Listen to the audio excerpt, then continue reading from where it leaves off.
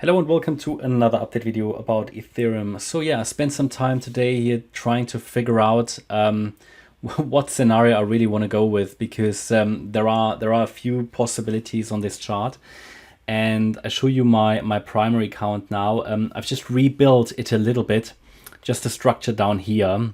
Nothing changes about the overall scenario. I still think we are in a wave 2 to the downside, especially as long as we only have 3 waves to the upside, right? Because of the recent low, we only have a 3-wave corrective structure to the upside. So I'm looking still at the move up of the 17th of April or 16th of April to the downside here, where we bottomed in April as well as an A wave. Then we rallied in a B wave, and I still think we come down in a C wave. But the proportions are now a little bit off. So for me, the best count I've got at the moment is that I see the C wave as 5-wave move, and here a 1-2 setup, which gets into resistance now, which is between 1878 and 1959. Somewhere here we could turn around and come down in a 3rd wave, then we should get a 4th and a 5th.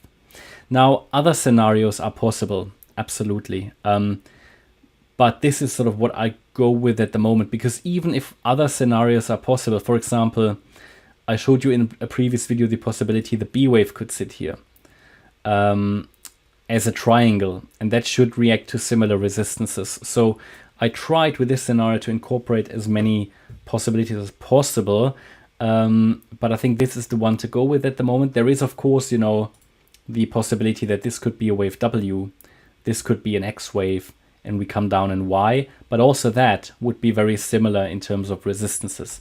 So I'm going to track that very closely for you. Also the subwave structures. At least Ethereum gave us a little bit of clarity by breaking above the 1847 level.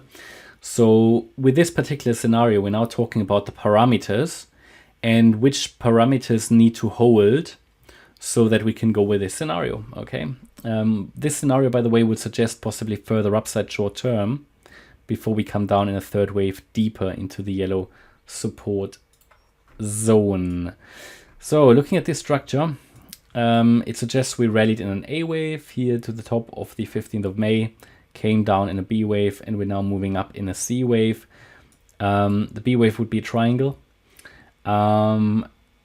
This might also be a WXY, but it doesn't make a great difference here currently to the structure.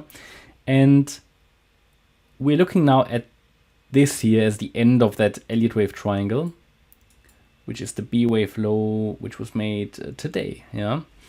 And here we've got a possible 1-2 setup now. And that's why I said as long as we stay above 1814 here, we can focus on higher short term.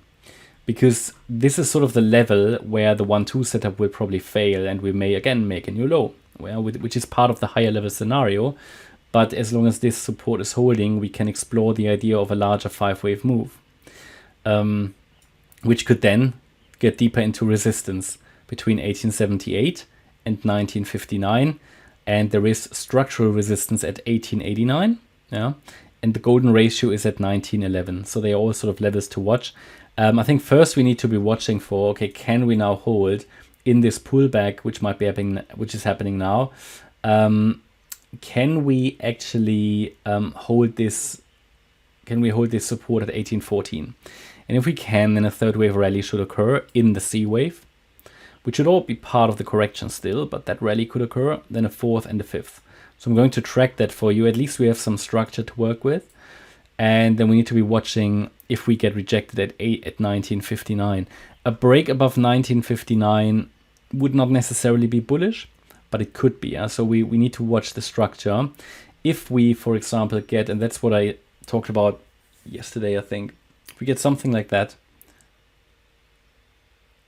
or not really like that, but more like this one,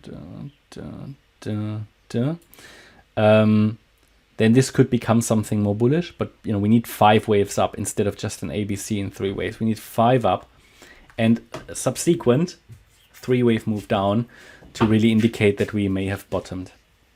Yeah, and that's my update about Ethereum. I hope you liked the update. If you did, please hit the like button, leave a comment and subscribe. And if you really like the content, then please check out the channel membership, and also make sure that you follow us on Instagram and Twitter. Here you can find additional content every day, sometimes signals, mindset stuff, trading stuff, Elliott Wave stuff. And for those, yeah, you can find the link in the video description. Thanks a lot for watching. Bye-bye.